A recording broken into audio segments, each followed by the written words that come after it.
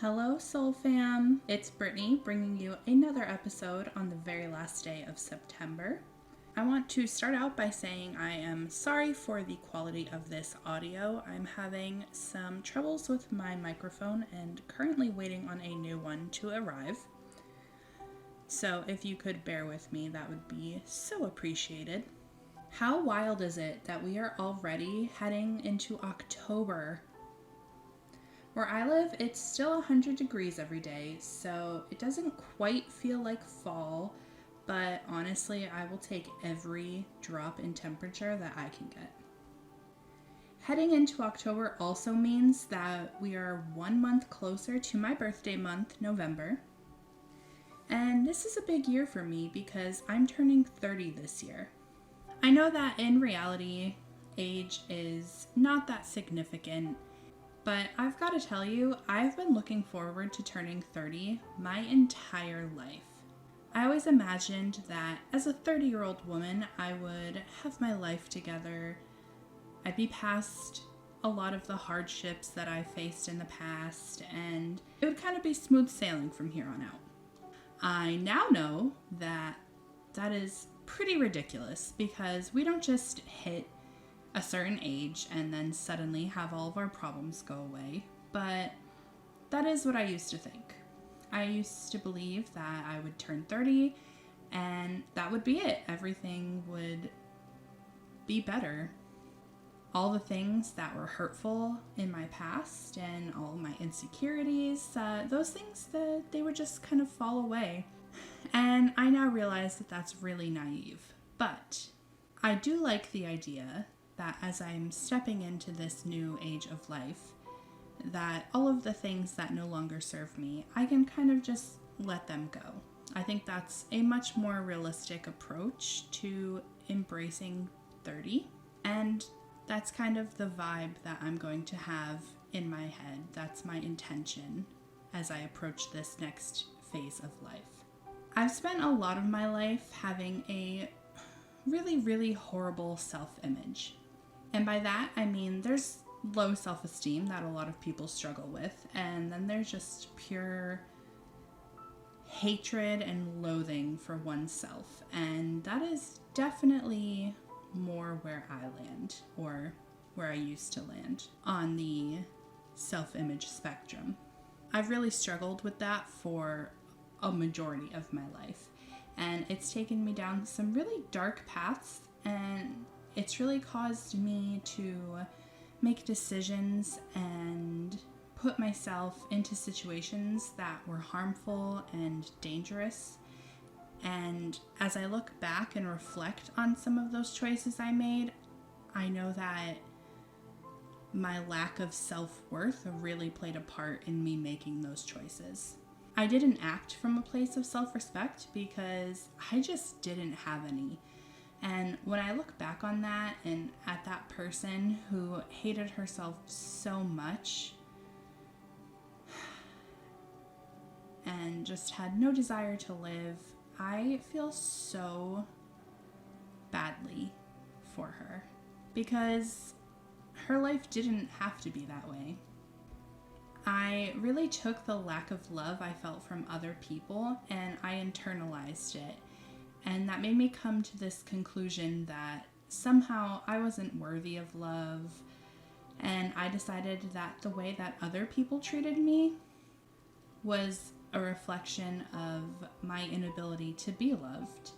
So I took how I was treated by other people and I kind of used that as a blueprint for how I would begin to treat myself.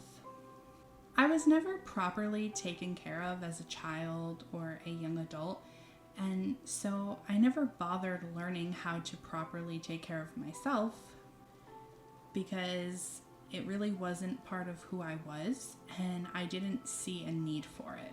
I was miserable with my quality of life, but I was so comfortable with it, and I just didn't think that it was worth changing, or maybe I didn't think it was possible to have a better quality of life. I certainly didn't think that I was worth having a better life. I was at a point where I just really didn't want to live, and I didn't think I deserved to. think that life could ever get better. It was really the lowest point where I was in this position where I looked at things and I evaluated my life, and I had to kind of say, okay, so things can either stay miserable and they can stay bad and I'll just live like this until it kills me, or I can do something about it. I can just try to turn this around. I can try to live a better life. I can entertain the thought of wanting more for myself. Maybe I can just see if there's something on the other side worth having.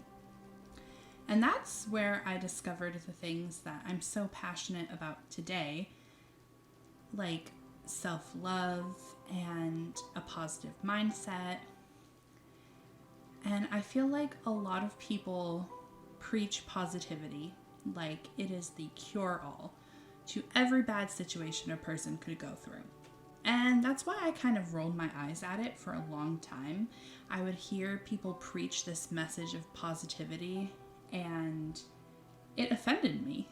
And it offended me because I thought that people just ignored reality and walked around pretending that everything was perfect all the time.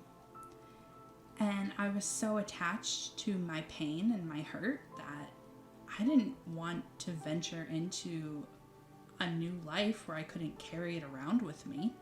I didn't want to pretend like my pain didn't exist because it had become so deeply ingrained into who I was. My pain defined me.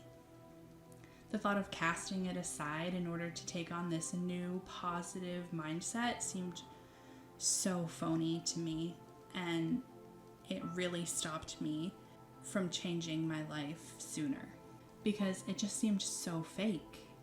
But slowly, so slowly, I started to realize that the key to positivity and living a positive life wasn't to ignore the negative things that happened to us, but instead to look at them and somehow, some way, turn them into something that could work in my favor. A few years ago, I discovered meditation and spirituality, and I like to think of that as really the major turning point in my life. I began to see myself differently than I ever had. Even though it was so awkward and so uncomfortable and even at times emotionally painful, I started waking up and going straight to the mirror.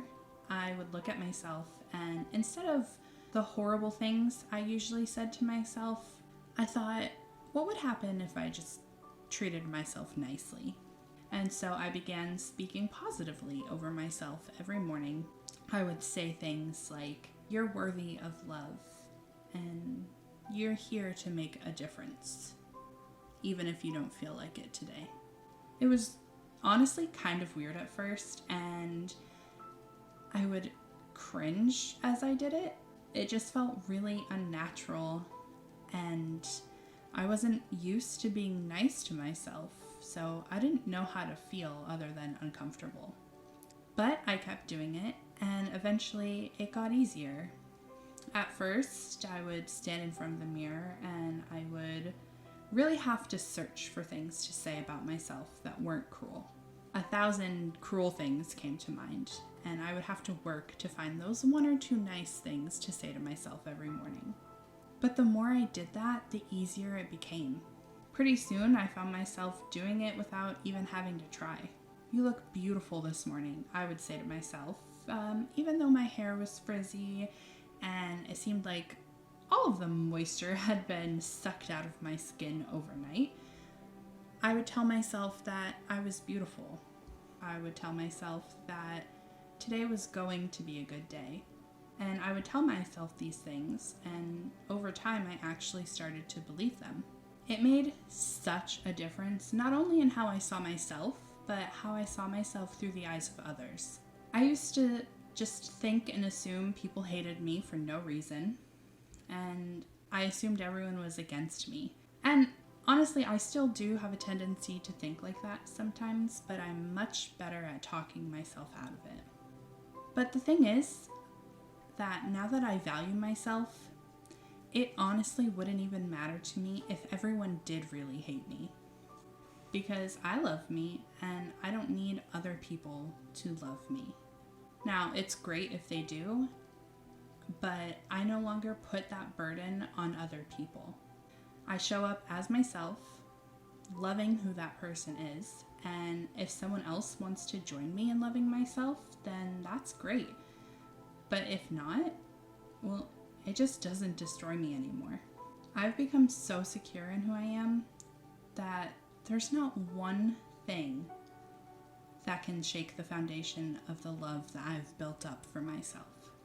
I know that as long as I'm acting from a place of love and being true to myself, then there's nothing in life that I can lose, because I had already lost the very worst thing that I think a person can lose, and that was myself.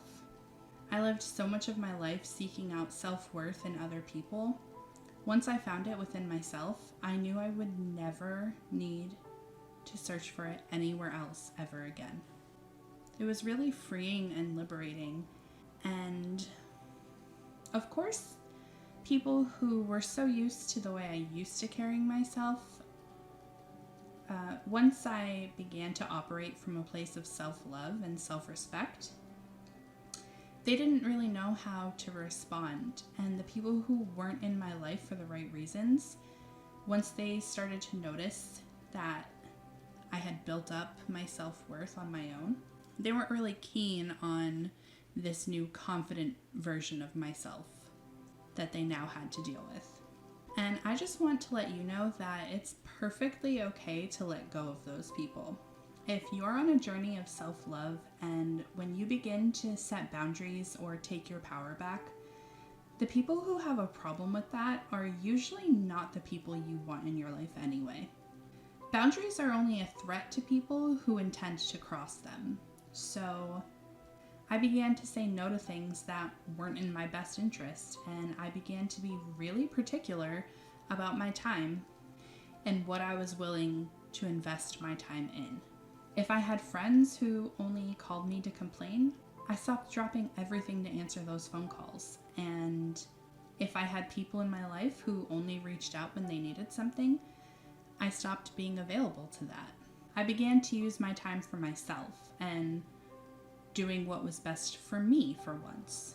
At first, I felt like I was being totally selfish, but it wasn't selfish, even though I'm sure there are some people who saw it that way. It was me being protective of this new mindset I had worked so hard to shift to.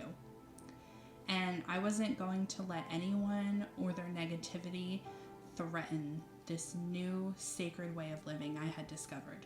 The people in my life who only wanted to have negative conversations, I stopped heavily associating with them. And that's not to say I completely severed every relationship I had if someone wasn't as positive as I thought they should be. Although if that's what you feel that you need to do to protect your mindset, then you can do that without feeling guilty. But that's not what I did. I just put up boundaries and I analyzed who added to my life and who took away. I stopped surrounding myself with negative people in my everyday life because I noticed that the more I was around them, the more likely I was to fall back into negative thinking, and the harder it was to remain positive. The people who walk around with a life sucks attitude, well, they don't have a place in my inner circle because I don't ever want to go back to thinking that life just sucks. I don't want to sit on the phone for hours talking about what a bad day it was. I want to surround myself with people who say, okay, well, today didn't live up to its potential, so how can I get closer to that goal tomorrow? You aren't going to attract more positivity by surrounding yourself with negative people. I even thought for a while, well, maybe I'm meant to point them to the path of positivity. And that can definitely be a possibility, but I shouldn't have to carry the burden of their negativity in order to do that. And what I mean by that is you don't have to be someone's doormat or punching bag or makeshift therapist. Of course, in any relationship, you should be there for people during their hard times or when they need someone. But when someone only reaches out to you because they want to unload their daily burdens onto you, well, that isn't fair, and that certainly isn't going to help you inspire them to be a better, more positive person. Something that took me a while to understand was the concept of you tell people how you want to be treated based on how you treat yourself and how you allow them to treat you. If you're in a relationship and your partner has cheated on you multiple times, I'm not saying it's your fault or that you deserve it, but I am saying that your partner's not likely to wake up one day and decide to change. If you're constantly forgiving the deliberate shortcomings of another person and allowing yourself to be disrespected, what initiative does that give someone to want to treat you better? Unfortunately, when you continuously forgive someone's mistakes, that sends them the message that it's okay to keep making them and to keep behaving that way, because you'll just forgive it in the end anyways. It sounds harsh, but you can only be a victim for so long. Eventually, you go from being a victim to an accomplice in your own hurt. And of course, I'm not justifying any kind of abuse or anything like that, or saying that you deserve to be mistreated in any way. What I am saying is that if you don't eventually set boundaries and say, I no longer accept being treated this way, the patterns of abuse will only continue. And eventually you're going to believe that you do deserve to be treated that way. That's why it's so important for you to be your own advocate and make it very clear what you are and are not willing to put up with. It all comes back to the love of self. I allowed myself for so long to be mistreated in so many ways by so many different people. And now that I have discovered such a deep-rooted love for myself, that is never something I will ever be willing to put up with from another person ever again. If I wouldn't treat someone else that way, why should I allow them to treat me that way? It kind of comes back to the cardinal rule of treating others the same way that you want to be treated, but it goes a little deeper than that because you show others how you want to be treated by how you treat yourself. Abusers often know what they can get away with because they can tell when someone is suffering with low self-esteem. They know that you're in an insecure headspace, and they know that they're more likely because you don't value yourself enough to not put up with it. But when you present yourself to the world as someone who loves themselves and who is confident, someone who knows their worth, more often than not, abusive people don't want any part of that, and they're not going to waste their time on you because they know that you're untouchable. And when I say abusers, I don't just mean physical abusers. I mean people who want to abuse the privilege that you're giving them of allowing them space in your life. People who want to abuse their role as your friend or partner or relative, whatever it may be. When you stand up for yourself and you shut down any kind of mistreatment, those people eventually aren't going to waste any more time on you. I have someone in my life who has always taken advantage of my kindness and my love for them. And once I stopped allowing them to do that, they suddenly had no use for me. And at first, yeah, it was painful, but eventually I started to realize how much better off my life was without them. I thought that losing them would be the worst thing to ever happen to me. And in reality, it opened up so much more space for me to love myself harder and deeper than I ever had before. All of the love that I was giving to this person, well, it was now available for me to give to myself. And it would turn out that I didn't miss them the way I thought I would because I didn't allow them to leave a void. I filled that empty space with more time for me, more love for me, more care for me. I started doing things that were in my own best interest, and after a while, I didn't even notice that person's absence. And honestly, it's been really nice.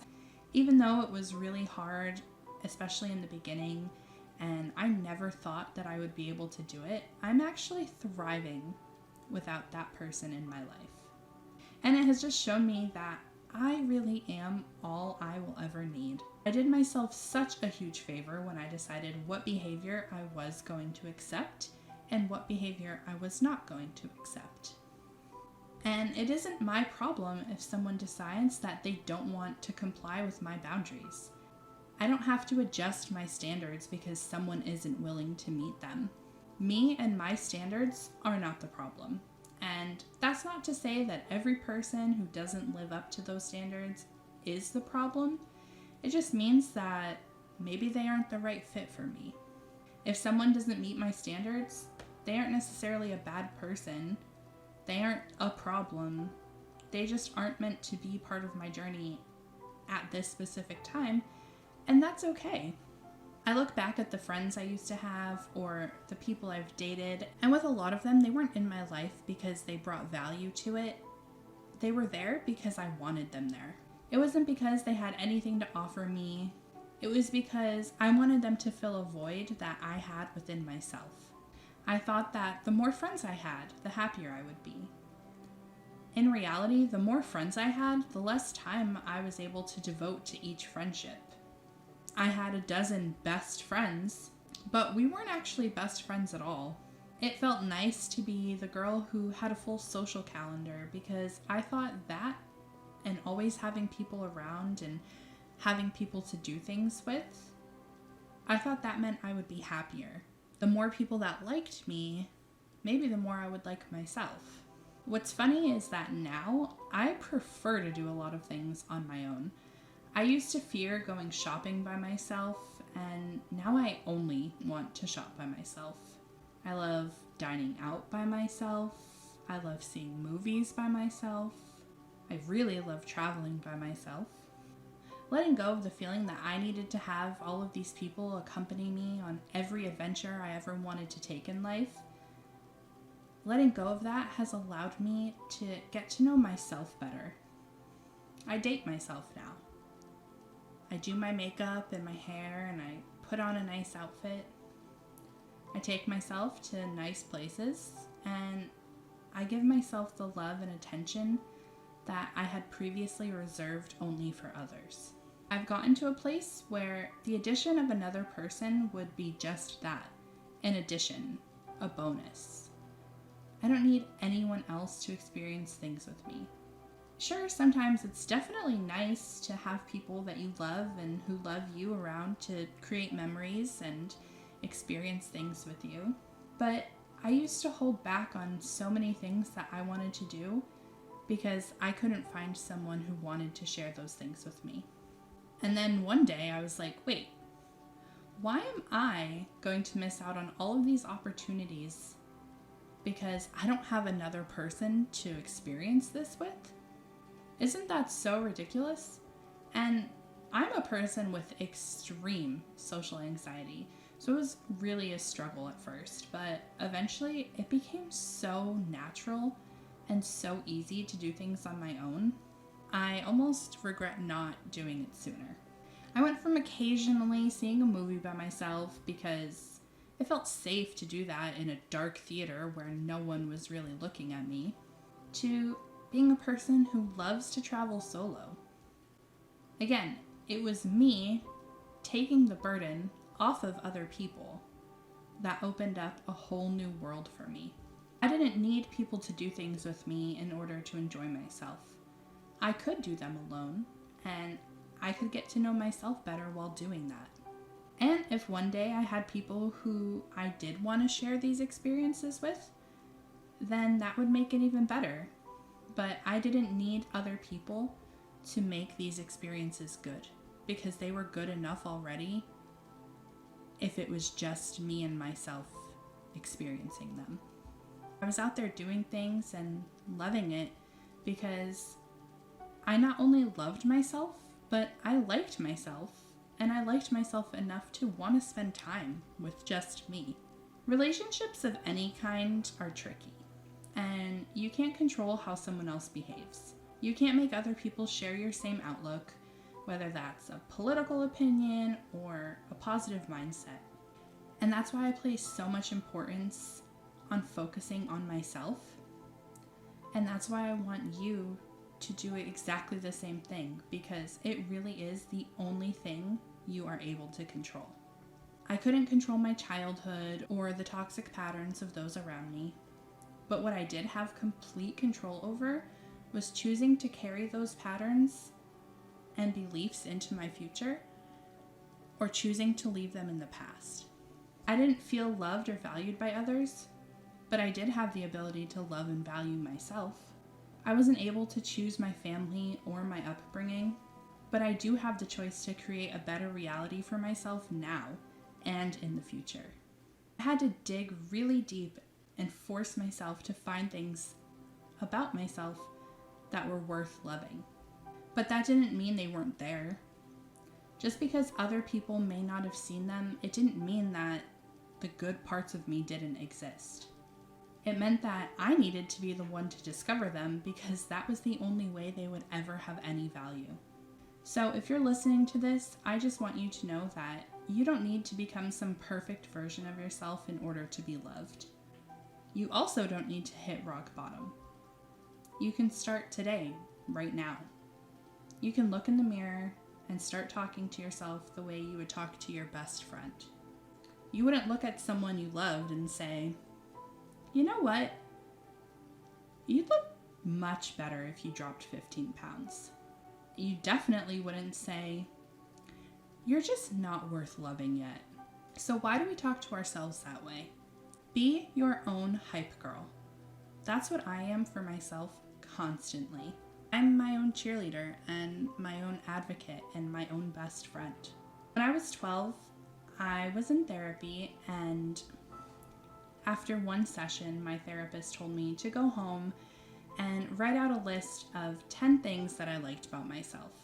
It was such a foreign concept to me. I had literally never, not even once, thought of myself as having any qualities that were good.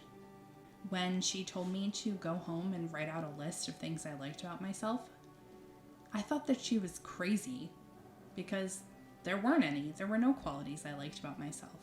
But I did go home and I sat down at the kitchen table, and at the time I was living with my older sister and her boyfriend, and I was really struggling.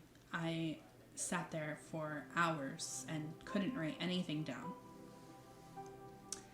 And so eventually my sister's boyfriend came over and asked what I was doing and why I was having such a hard time with it. And so I told him what the assignment was. And right off the bat, he said to me, "What do you mean you don't know what to put down? You're funny, you're intelligent, you're really witty, you're strong." And he went on and he listed all of these things that I never thought of myself as. And not only had I never thought of myself that way, but I'd never experienced someone else looking at me that way. This was the first time in my entire life that I could ever remember someone lifting me up rather than tearing me down.